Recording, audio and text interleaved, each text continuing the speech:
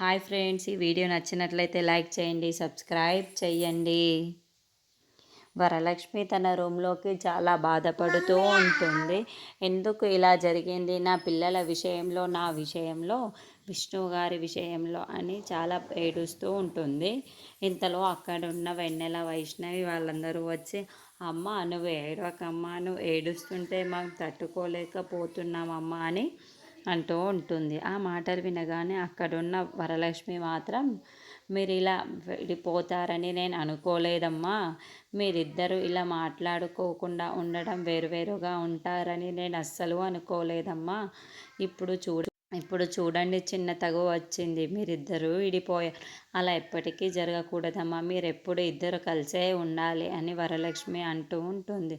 ఆ మాటలు వినగానే అక్కడున్న వెన్నెల, వైష్ణవి వాళ్ళు మాత్రం ఒకరినొకరు చూసుకుంటూ ఉంటారు. ఇంతలో అక్కడున్న వరలక్ష్మి మాత్రం, మన మధ్య ఎన్నో తగాదాలు ఎన్నో రావచ్చు, కానీ మనం ఎప్పటికీ మాట్లాడుకోకుండా విడిపోకుండా ఉండకూడదు.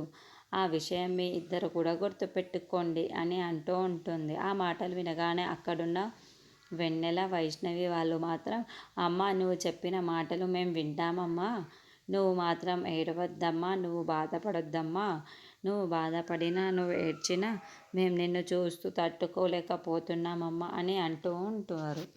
ఆ మాటలు వింటే వరలక్ష్మి, సరే అయితే మీరిద్దరు కలిసిపోయి ఉంటే ఇప్పుడు ఈ గతిలోనే మీ ఇద్దరు పడుకోవాలి అని చెప్పేసి అంటుంది.